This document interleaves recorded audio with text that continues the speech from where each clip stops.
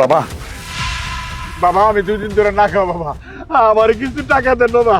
বাবা আরে এটা তো বাবার আওয়াজ। বাবা আমি 2 দিন ধরে না খাওয়া বাবা, আমার ঘরে টাকা দেন। এই ছাড় সর পাছার, এখানে কোনো ভিক্ষা টিকা নাই, যা। আঙ্কেল আপনি উঠুন উঠুন। আলিফ তুমি এটা কি করলে? হ্যাঁ তুমি এবার লাথি কেন মারলে ওনাকে? তুমি এক্ষুনি ওনার কাছে সরি বলো। আলিফ আমি কি বলছি, ওনাকে সরি বলো। তুমি এরকম বুড়ো মানুষের সাথে এভাবে ব্যবহার করো বিধায় না তোমার এখন পর্যন্ত কোনো ভালো কিচ্ছু হয় নাই। আচ্ছা ঠিক আছে, আই এম সরি, তাড়াতাড়ি আসো। হ্যাঁ আসছি। Sorry uncle.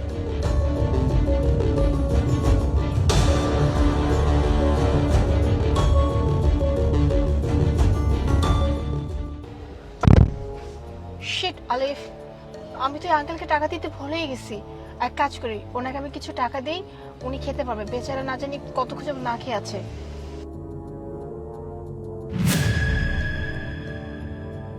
আরে এটা তো আমার পোলা আলিফ। আঙ্কেল এই টাকাটা রাখুন। টাকা কেন? আমি ওর হাতে একটু পানি পর্যন্ত খাবো না। কোনো মা বাবা যেন এরকম পোলাপান জন্ম না দেয়। আমার আমার অভিশাপ রইল ওর উপরে, আমার অভিশাপ। ও জীবনে সুখী হইব না, তুমি দেখে নিও। ও জীবনে উন্নতি করতে পারবো না, তুমি দেখে নিও। উন্নতি করতে পারবো না, উন্নতি করতে পারবো না। আঙ্কেল আঙ্কেল দাঁড়ান আঙ্কেল। মুনা বাদ দাও না, চাইতে দাও। আলিফ তুমি এগুলো কি বলতেছ আলিফ? এমনিতেই কিছুদিন যাবো তোমার ব্যবসা এত লস যাইতেছে, তার উপরে আঙ্কেল কি বলে গেল দেখছো? আঙ্কেল এটা বলে গেল তোমার কোনোদিন ভালো হবে না, আর আমি মানুষটাকে এমনি যেতে দেবো? মুনা তুমি এইসব বিষয় নিয়ে কেন এত সিরিয়াস হয়ে যাও? এরকম হাজার মানুষজন আসবে যাবে, কয়জনের মুখ তুমি আটকাবা? কোনো মা বাবা যেন এরকম পোলাপান জন্ম না দেয়।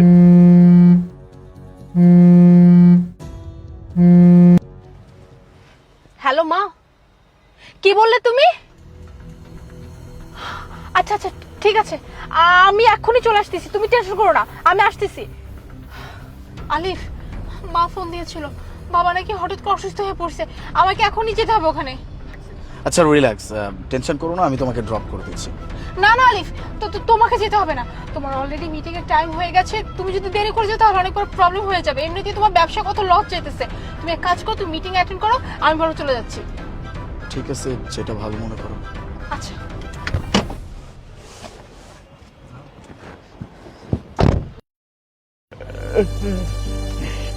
আঙ্কেল, এটা কোন ধরনের অভদ্রামি? হ্যাঁ আমি আপনাকে সাহায্য করতে চাইলাম, উল্টা আপনি কিনা আমাদেরকে অভিশাপ দিয়ে আসলেন। আরে বাদ দাও না মা, আমি কারোর সাথে কথা বলতে চাই না। আঙ্কেল আপনি আমার সাথে কথা বলতে না চাইলেও আমি আপনার সাথে কথা বলতে চাই, আর আপনাকে বলতেই হবে যে আপনি কেন ওকে অভিশাপ দিয়ে আসলেন। আরে মা তুমি বারবার একই কথা বলতেছো কেন? আমি কি তোমার অভিশাপ দিচ্ছি নাকি? তুমি তুমি এতে যাও। আঙ্কেল আপনি হয়তো আমাকে অভিশাপ দেন নাই, এটা ঠিক আছে, কিন্তু কিন্তু আপনি ওকে তো অভিশাপ দিয়েছেন, আর ও আমার হবু স্বামী। তো ওর যদি কিছু হয় তাহলে তো এটা তো আমার জন্য খারাপ হবে, তাই না? তাই আঙ্কেল আমাকে বলেন যে আপনি ওকে কেন অভিশাপ দিলেন। ও তাহলে তুমি তার হবু বউ আর ও তোমার হবু জামাই, তাই না? তুমি সত্য কথা জানতে চাও? তাহলে আমি তোমার সত্য কথা কই। যা বাবা, ভালো থাকিস, শরীর প্রতি যত্ন নিস, লেখাপড়া মন দিয়া করিস, আর সফল হইয়া ফিরাবি। কিন্তু বাবা একটা কথা মনে রাখিস, ওই লেখাপড়ার তালে থাইকা আবার খাওয়া দাওয়া ভুলে যাস না। না বাবা, তুমি একদম চিন্তা করো না, আমি মন দিয়ে লেখাপড়া করবো। আচ্ছা, আর আমার মাঝে মাঝে ফোন দিস। অবশ্যই বাবা, তুমি নিজের খেয়াল রেখো, আর দেখো আমি একদিন সফল হয়ে ফিরবো। আমি তাহলে এখন যাই। যা বাবা, আল্লাহ ভরসা। প্রথম ও আমারে কল করতো, যখন ওর রেজাল্ট আসবো তখন আমি তারে কল দিলাম, আমার এগুলো ফোনটা রাখো, পরে কথা কমু। এরপর থেকে আমার ফোনটা আর ধরে না। আমি ভাবলাম আমার পোলা মনে হয় কোনো বিপদে পড়ছে, তখন আমি গ্রামে থেকে শহরে চলে আসি। পোলাটা তো পাই না, রাস্তা রাস্তায় ভিক্ষা কইরা নিজের পেট চালাই আর পোলারে খুঁজি। আজ আজ আমার পোলাটা দেখলাম, কিন্তু ও আমার চিনতেই পারে নাই। আচ্ছা এই তাহলে ব্যাপার, তাই না? আঙ্কেল আপনি চিন্তা করবেন না, বিষয়টা আমি দেখছি। আঙ্কেল আপনি আমার সঙ্গে চলুন, আমি বলছি আপনি আমার সঙ্গে চলুন, ওকে আমি শিক্ষা দিব। আসুন।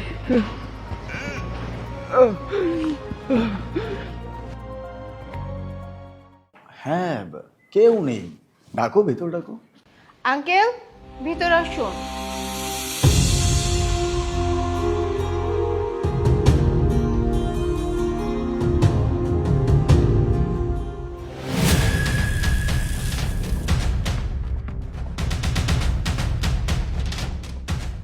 মুনা, তুমি এই বুড়োকে আমাদের বাড়িতে নিয়ে আসছো কেন? তুমি জানো না এই বুড়ো আমাদেরকে কি অভিশাপ দিছিল? তুমি কি ভুলে গেছো? আরে বাদ দাও না, তোমার তেমনি তো একটা কাজের লোক দরকার, আর ওনার কাজ দরকার, তাই নিয়ে আসলাম। মুনা দেখো, আমার কোনো কাজের লোকের প্রয়োজন নেই, ওনাকে তুমি ভাগাও, ভাগাও। আলিফ, তুমি এভাবে কেন বলতেছো? তুমি জানো ওনার কাজের কি প্রয়োজন? ওনাকে আমি যা বলবো তাই করবে। জাস্ট আ মিনিট আঙ্কেল, আপনি এক কাজ করেন, ওই যে আলিফ দাঁড়ানো আছে, আপনি গিয়ে ওর পা চাটেন, যান। কি ব্যাপার, দাঁড়িয়ে আছেন কেন? যান।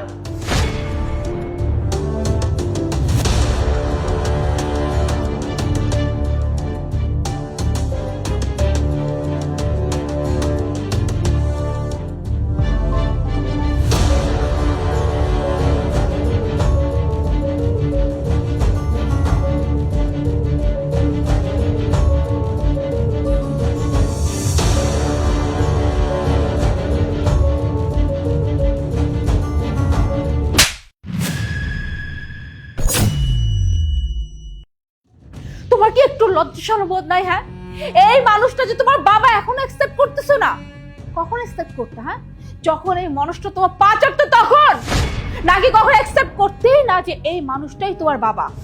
মুনা, তুমি কোন বাবার কথা বলতেছো? এই বাবার কথা বলতেছো যে কিনা ছোটবেলায় আমার কোনো শখ আহ্লাদ পূরণ করতে পারো নাই, আর এখন যখন আমার বাড়ি গাড়ি টাকা পয়সা অর্থ সম্পত্তি সবকিছু হয়েছে এটা দেখছে আর উনি মুখ করে চলে আসছে সম্পর্ক পাতানোর জন্য, সেই বাবার কথা বলতেছো? বাবা, আমি জানি আমি তোর কোনো ইচ্ছা আশা আকাঙ্ক্ষা পুরো করতে পারিনি, কিন্তু এটাও তো দেখ, তোর মা মরে যাওয়ার পর থেকে তোর লালন পালন করে আমি বড় করছি, তোর জন্য আমি কি না করছি। তুই খালি আবার একবার কইছস বাবা আমি বাইরে যাই লেখাপড়া করতে চাই, তখন তোর সব কিছুর ব্যবস্থা আমি করছি। তুই তো জানতি আমি যা কিছু করছি সব তোর জন্যই করছি। মানুষের বাড়িতে দিন মজুরি করছি, টাকা জমাচ্ছি, তারপর তোর জন্য সবকিছু করছি বাবা। আর আজ তুই বাবারে জিজ্ঞেস করতেছ আমি তোর জন্য কি করছি? বাবা, আমি তো তোর কাছে কোনো কিছু চাই নাই রে বাবা, আল্লাহর কাছে শুধু এটাই চাইছি আমার পোলার যেন ভালো থাকে, তুই যেন ভালো থাকিস বাবা, এটাই আমি চাইছি। আমি তোর ধন দৌলত নেওয়ার জন্য তোর সাথে সম্পর্ক করি না রে বাবা, আমি তো একজন বাবা, আমি শুধু এটাই চাইছি আমার পোলা সব হলো। আরে বাবা, তোর কতবার ফোন দিয়েছি, তুই তোমার ফোন ধরস না, তোর চিন্তায় আমি গ্রামের থেকে শহরে এসে পড়ছি। আমি কিভাবে জানো তুই আমার পাও দিয়ে এইভাবে লাথি মারবি? আরে আমি তো এখনো বাচ্চা নিছি, আমার হাত পা সবকিছু সচল আছে, আমি কাজ করে খাইতে পারো। শোন বাবা, তোর টাকার প্রতি আমার কোনো লোভ নাই, আমি তোর সাথে সব সম্পর্ক আজকে ছিন্ন করে দিলাম। তুই মনে করবি তোর বাবা আর বাচ্চা নাই, মরে গেছে। আঙ্কেল দাঁড়ান।